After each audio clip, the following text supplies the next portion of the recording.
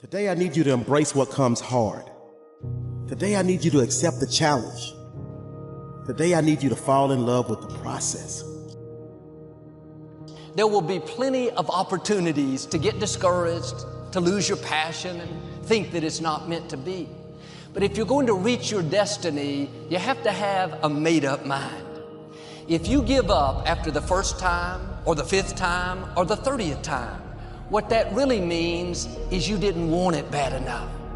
There should be something you're believing for that you are relentless. You are not moved by how impossible it looks. You're not discouraged by how long it's taking. You don't give up because people told you no.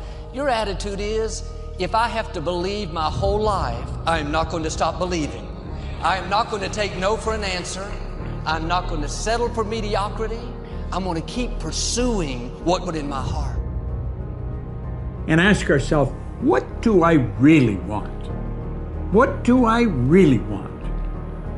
And write it down. Writing causes thinking. Thinking creates an image. And you get these images going, you're building a vision in your mind.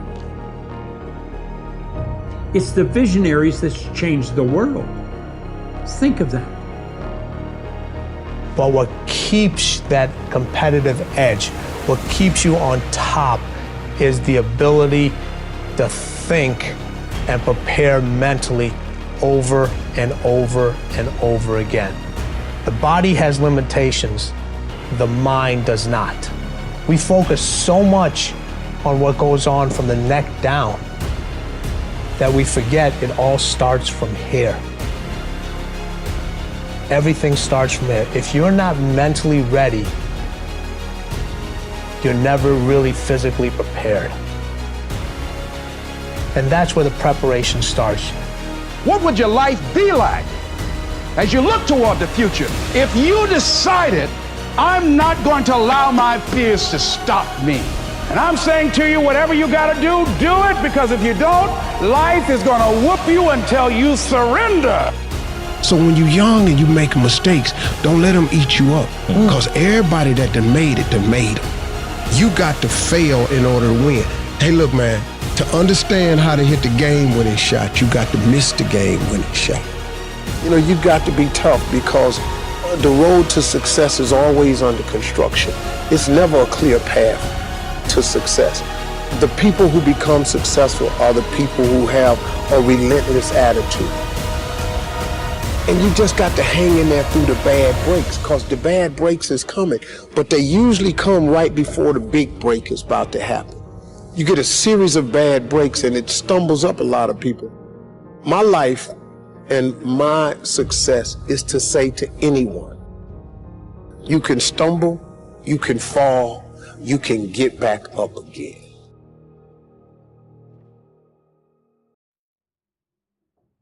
No matter what you face, no matter how bad it is going to be, when there is a challenge, and by a challenge I mean anything in life, any challenge, anything that you're facing, the only way to overcome the challenges that you face is to start walking. Take that step every day, no matter what you are facing. Get up and start walking. I have the ability to see the end before the beginning even begins. And what that means is I know that to get to the very end, I can see it right now. So before I went to Buds and I was losing all this weight and shit, I saw myself walking across the stage at 191 pounds. That's what I had to get to get into the door. I saw myself 6 months, a year later, whatever it's going to take me to do it. I saw myself walking across that stage, getting that certificate of graduation from Buds.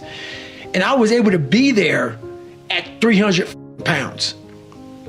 And that feeling that I was nowhere near that feeling, I was able to put myself there 1,000,000 times every day. And that feeling of like, my God, that is going to feel amazing. That's what made me suffer. That's what allowed the pain to be real and say, this is worth it. I want to feel for this next 18 months. It took me 18 months to finally become a Navy SEAL, to finally, just get through buds. 18 months, it's 6 months. It took me 18. That's what woke me up every morning was, I'm gonna put myself through this much pain and suffering for a few seconds. That's all it is. A few seconds of joy. And it's so worth it, man. That's what people don't get. So I'm able to put myself at the finish line, even though I have no finish line, but at the finish line of an event before I even start to say, how are you gonna feel at the end of this? Visualizing is my biggest tool of life. That's why I've been able to put myself in cold water, put myself in a 100-mile race millions of times before I've done it. And I'm able to go through the race and see how I'm gonna feel at mile 50. Almost to the exact feeling. Right, so when it comes up, it's no surprise. It's no surprise. I've already done this a million times. I recommended the last time I was here, the little book, Richest Man in Babylon, and I said, I've lectured now to over 3 million people. Guess how many have actually gone and got this little book? Answer, very few. My best guess is 10%. Such an easy thing to do. This little book, number one, is easy to find. Number two, it's easy to buy. The most you can pay for it, $6, $7, $8. You can borrow that from your kids. But if it's easy to find and easy to buy, and if it's easy to read, why wouldn't everybody go get it? We don't know. I don't know. Nobody knows. Here's how profound it is. Some do and some don't. Now here's the numbers. About 10% do. We don't know the mystery of that. And I'm telling you, 10 years from now, those numbers will still be the same. The numbers don't change. Only the faces change. I used to belong to the 90% who couldn't be bothered even if it was easy. How many people have a library card? Answer, 3%. 97% couldn't be bothered. Guy specializes in happy hour, but he doesn't have a card. And now readily and quickly blames the government and blames his company and blames the pay scale. Here's my advice to you today. Walk away from the 97%. Don't talk like they talk. Don't go where they go. Don't act like they act. Don't specialize in what they specialize in. Throw away the blame list they cling to. You got to be consciously conscious today because your environment can hypnotize, mesmerize, and paralyze you. The other thing is, take full responsibility for your life. Oscar Wilde once said, responsibility is what we expect from somebody else. This is very true. Most people dread accepting responsibility.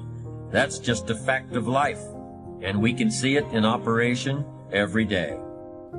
We can see ourselves getting hot under the collar when the dentist keeps us waiting, and we're sitting there reading old magazines when our appointment was 30 minutes ago.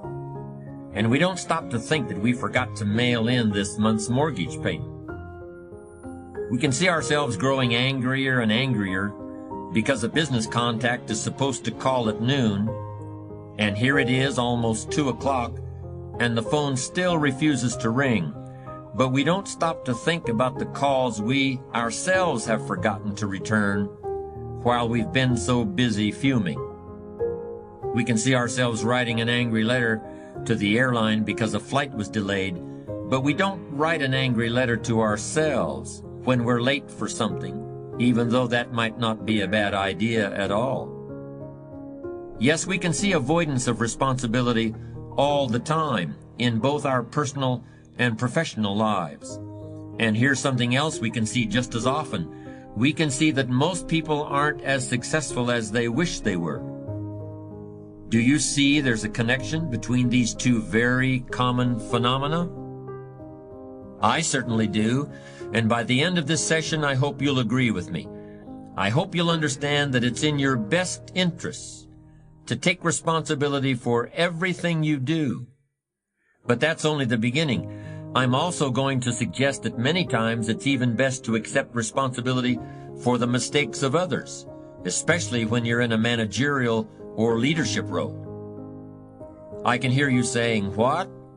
Accept responsibility for someone else's mess-ups? Why would I want to do something like that? Well, that's a fair enough question, and over the next few minutes, I'll try to answer it. one of my weak points in my personal life is I don't like technical stuff. So even though I have to be on Twitter and Instagram and Facebook, I don't care for that. So guess what? I find somebody who loves to do that. You know, I find somebody who has a strength where I have a weakness, and I partner with them. All you're trying to do is get to the goal. No one gets there by themselves. Everybody needs help. Now, when you know what you got going for you, be confident, not cocky. Managing your strengths, knowing what they are, and don't let nobody talk you out of it. And that gets you fight ready. You get fight ready like that. You got to know you. Helps you develop your skills. All the while, you're developing your strength. You just got to keep developing the strength. Don't let anybody talk you. At the same time, you must work on improving your weaknesses.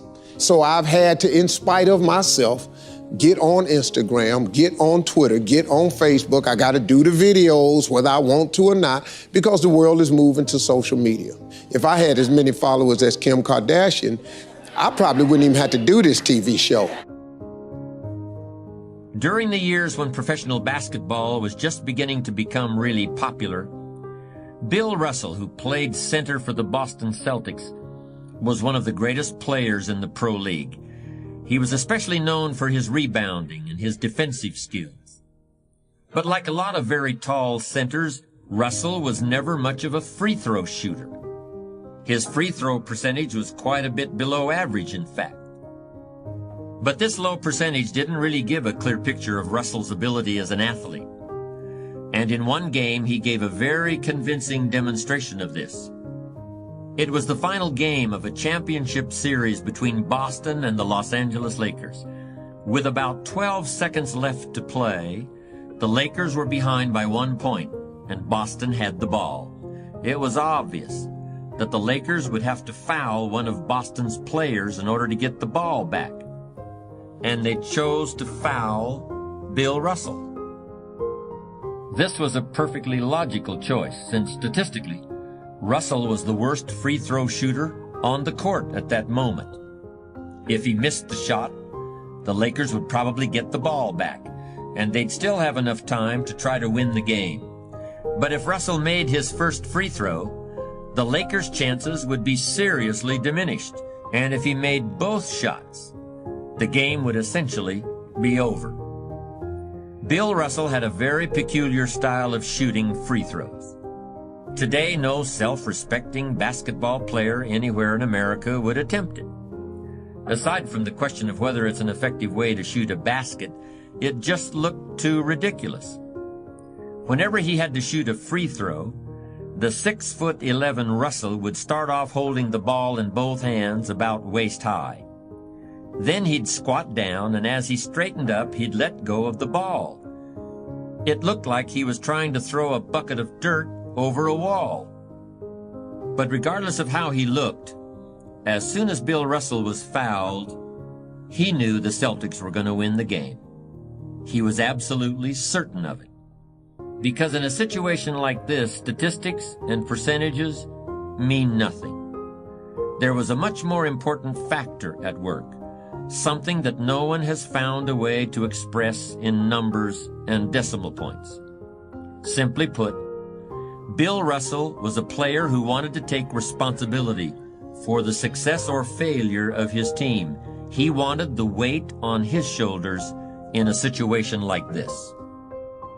No possibility for excuses, no possibility of blaming anyone else if the game was lost, no second guessing. Bill Russell wanted the ball in his own hands and nobody else's. And like magic, even if he'd missed every free throw he'd ever shot in his life before this, he knew he was going to make this one. And that is exactly what happened. That is what virtually always happens when a man or woman accepts responsibility eagerly and with confidence.